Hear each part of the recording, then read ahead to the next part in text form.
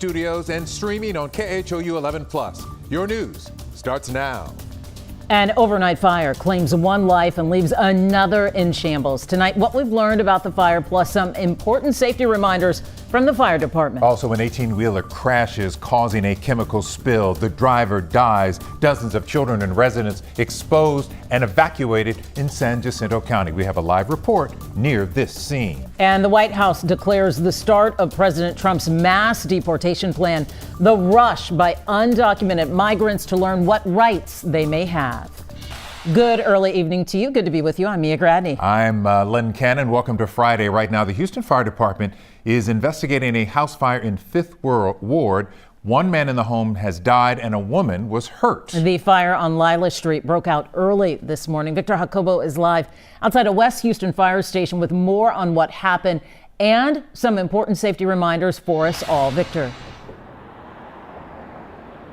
Yeah, that's right. I spoke with the Houston Fire Department today about how people can prepare themselves for fire emergencies in their home. That conversation prompted by an early morning fire that happened today where one person died. Officials say firefighters were able to put out a fire at a home near Lila and Ralston around 2:15 this morning. Como la 1:39 fue que escuchamos. A neighbor told KHOU 11 in Spanish that she and her husband heard what sounded like an explosion around 1:40 in the morning. They rushed to help a 26-year-old woman from the home. She was taken to a hospital with minor injuries. After firefighters put out the flames, they found a 27-year-old man dead in the house. The cause of the fire and how exactly the man died is still unknown.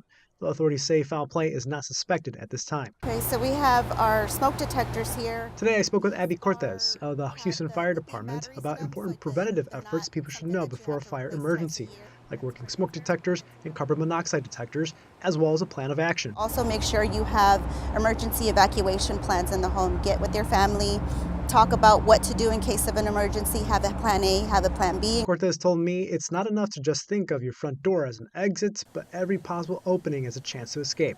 Make sure you have these exits, aside from doors, as much as windows, free and accessible. That means clearing clutter and obstacles away from doors and windows. Cortez says preparation helps, especially during overnight fires when you're just waking up and need to rely on a plan already in place. Because you never know what can go wrong. Nothing's always going to go right in case of an emergency, so it's just always very good to be prepared. The identity of the man who died in that fire has not yet been released as the medical examiner's office completes its process. As for resources that you can use to prepare for fire emergencies, we're going to have links to those resources with the HFD website on ours on KHOU.com. Now reporting live in Houston, Victor Jacobo, KHOU 11 News. Very tragic news for that family. Victor Jacobo with the latest. Thank you. Tonight, hazmat crews remain on the scene of a toxic chemical spill in San Jacinto County. This morning, an 18-wheeler crashed and spilled more than 1,000 gallons of sulfur dioxide. More than 24 people, including school children, were treated for exposure. The crash happened near the intersection of FM 1725 and FM 3081. Orko Mana is live near the site with the latest on cleanup efforts at this hour. Orko. Well, Mia, we know that hazmat crews are still on the ground trying to clean up the mess and assess the safety of the area following this spill. This is as close to the crash site as we can get. You can see this road closed sign here, as well as a TxDOT vehicle with its flashing lights. We're told that officials are asking 60 to 80 homes nearby to evacuate, while some residents are sheltering in place, others have left. Air 11 shows the mess left behind after an 18-wheeler flipped over on FM 1725 in San Jacinto County around 6:30 this morning. The Texas Department of Public Safety says the driver unfortunately passed away. It is reported that for an unknown reason, the truck left the roadway to the right, lost control, overturned on its right side, and the tank that was connected to the truck was ruptured. Texas DPS says that tanker was carrying 2,800 gallons of sulfur dioxide. At least 1,300 of those gallons spilled out, creating hazardous conditions. Cold Spring Oakhurst CISD says a bus carrying 29 students unknowingly drove through the area, so they were taken to a hospital. KHOU 11 saw a Cold Spring school bus at HCA Houston Healthcare in Kingwood. A few of them had some concerns, headaches, respiratory problems, but it was more to be on the safe side. The school district says all 29 students and the bus driver are doing okay. Back near the crash site, Texas DPS says 60 to 80 homes close by are within a recommended evacuation zone. At this time, troopers are actively going door to door, requesting that the residents inside that affected area leave. It's a little scary. And Lisa Jordan lives near the crash site and is heeding that warning. She left her home with her pets in tow. And my granddaughter and her husband live with me, and they done taken 5 cats, and headed out because they didn't want anything to happen. We've taped up all the doors just in case. She adds that big rig crashes are not new for this stretch of FM 1725, which she describes as too curvy for them. She wants something to be done. The biggest issue we have out here is these 18-wheelers should not be on this road. Texas DPS says that hazmat crews have placed air monitoring devices around the crash site back there. And good news so far is that there don't seem to be any reports of any major issues with the air quality. Still, right now, it's unknown when those residents who chose to evacuate will get the all clear to return home. Reporting live tonight from San Jacinto County, Orko Manna, KHOU 11 News. Not the start of the weekend they look forward to. Orko, thank you. The White House says President Trump's mass deportation plan is underway. Press Secretary Caroline Leavitt tweeting out these images showing shackled detainees boarding a military cargo plane in El Paso yesterday. Leavitt says hundreds of people were deported and hundreds more arrested. Immigration officials confirming some of those arrests occurred in Houston, but they're not saying how many. Immigration attorneys tell us undocumented immigrants do have some rights. Aniela Ruiz is in the newsroom with what they're telling anyone at risk of deportation. Aniela. Well, guys, we have many families here in the Houston area with mixed status. I know of one woman who is a citizen, but now she drives her husband to a construction site every day for fear of him being deported. And to help families like that, many advocates and immigration attorneys are asking people to know their rights and be prepared. With immigration crackdowns across the country, many attorneys and organizations are asking migrant families to be prepared. Part of being ready is having an attorney already, having consulted your immigration case, your particular immigration case with a qualified attorney. So what are your rights if you're detained by an immigration authority? I spoke with Naeem Salen, a Houston immigration attorney. It's important that they know their rights. They have rights under the Constitution, even if they are here without legal status. And here's the advice she's giving her clients. You have the right to remain silent. You don't need to tell them where you're from or your immigration status. Ask for a phone call and contact your family or an immigration attorney. Don't sign anything without your attorney looking at it, no matter what they tell you. And finally, you don't have to answer your door unless they have an order signed by a judge. She says you can ask to see that order safely. The officer can show you that paper through the window, or they can slip it through under the door, and that way you are protected, because as soon as you open the door, you're giving them the right to search your property. Local consulates are also offering help, like the Mexican consulate that provides immigration attorneys for Mexican nationals. Una app digital. And this new app called Consul App Contigo. This allows you to put in your information and the info of 3 of your loved ones. Si algo sucediera. These organizations just want these families to prepare for the worst case scenario. Having documents for your kids ready, having your documents ready, and more importantly, is having somebody trustworthy to know where all these things are. And field organizers tell us they're coming up with a toolkit, sort of like a hurricane preparedness guide. They hope this also helps families get everything in order. And they say they'll be having seminars for families starting next week. Guys. All right, Aniela, thank you. Students at Lamar High School walked through metal detectors this morning for the very first time. It is a new detection system HISD is rolling out on campuses where weapons have been found in the past year. Stephen Goen live outside Lamar with how things went today. Stephen? Len, students are telling me it took them just a few minutes longer to get into school today. They had to walk through these weapons detectors with their laptops out of their bags in hand. They were able to keep their backpacks on, though, unless they were chosen for a further search. And now take a look. Here's video from Houston ISD's YouTube channel this morning. You can see students walking through those detection systems. We're told 7 twin detectors were installed at Lamar, capable of screening 600 people in 30 minutes. Late last year, HISD announced it would be installing this technology after 2 students brought guns to campus.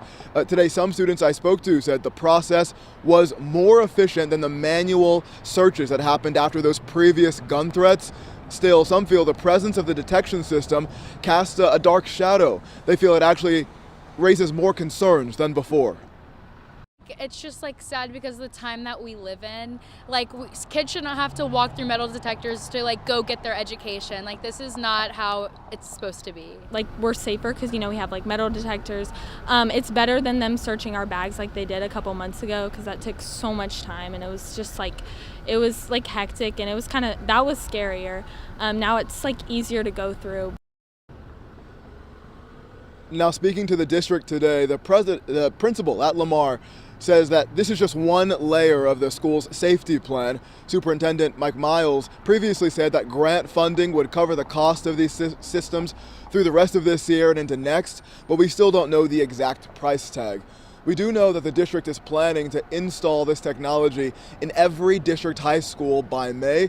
The next schools on the list are Northside and Bel Air. Those are other campuses where students were previously found with guns at school. We're live in West Houston. Stephen Goen, KHOU 11 News.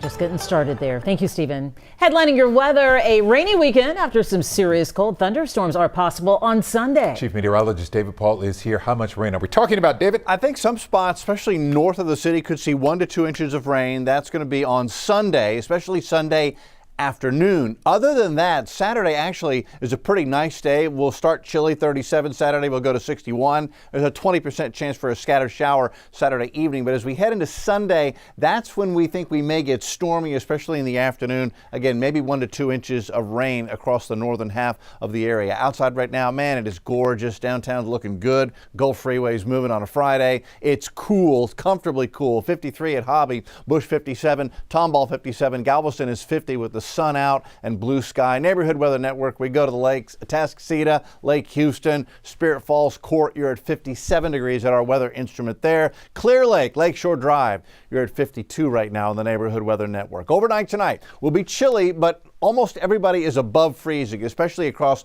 Harris County. Here's the Beltway, here's the Loop. Heights 39 in the morning, Acres Home 37 in the morning, Gulf Crest 40, East Haven wakes up to 40, so does Allendale. Harris County, Pasadena 40, Channelview 40, Aldine 37, Tomball 35 in the morning.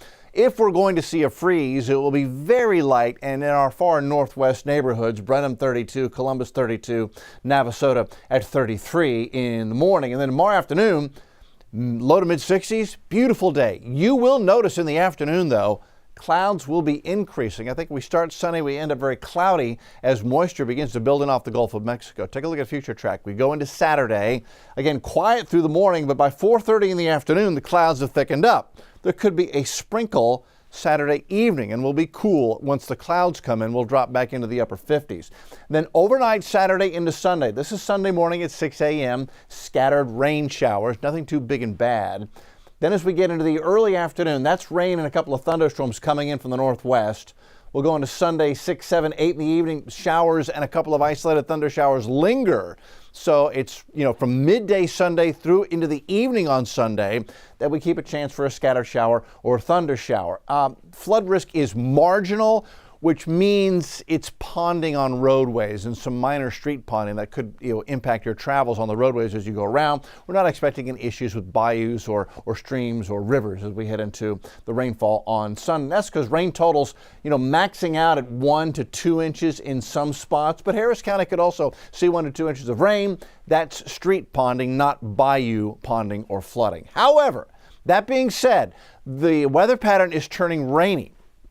There's Sunday, we talked about that, getting rainy and a little stormy. But Monday, scattered showers. Tuesday, scattered showers, and this process saturates the ground, especially in winter. By Wednesday, scattered showers. We go into Thursday, we could see heavy rain next Thursday and next Friday, and by that time on saturated ground, I think we could have some flooding issues going into the end of next week. And so as you see on the 7-day, we've lit those up in red for the moment, so we're keeping an eye on the weather next Thursday and Friday, a week away. Let's enjoy Saturday, 39, 61, rainy on Sunday, and then scattered showers a chance each day, Monday, Tuesday, Wednesday. And again, Thursday, Friday, we're keeping an eye on for possibly some flooding issues as we head into the end of next week. That's where we stand, guys. Back over to you.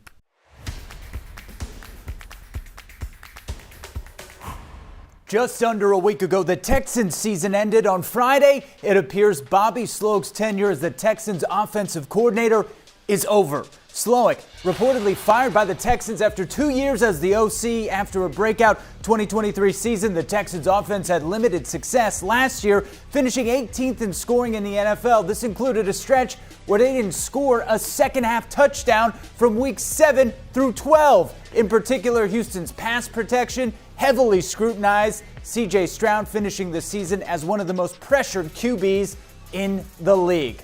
And could Jose Altuve be moving positions? Well, according to a report from Bob Nightingale, the Astros are keeping hope alive. Alex Bregman could still re-sign with the team. In addition, with the addition of third baseman Isaac Paredes, Altuve could reportedly play left field. And should Bregman re-sign, he could move to second. Patrick Creighton from Sports Radio 610 saying Nightingale told him it was Altuve's idea to help get Bregman back. On Friday, the Astros caravan continued through the Houston area, one of their stops Cypress, where our Jason Bristol spoke to several players about following Bregman offseason developments.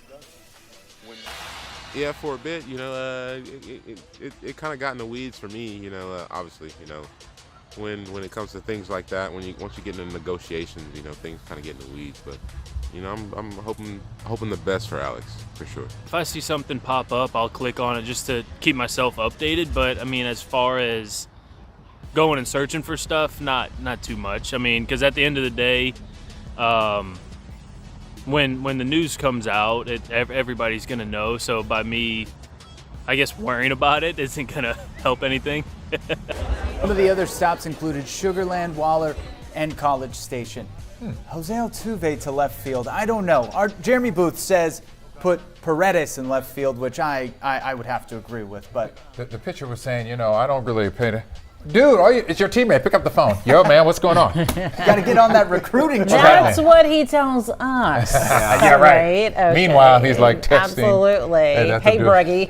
Hey, Breggy, what's the word? That's going to do it for now. We'll see you back here at 6 o'clock right here on KHOU 11+. Go ahead and enjoy the view until then.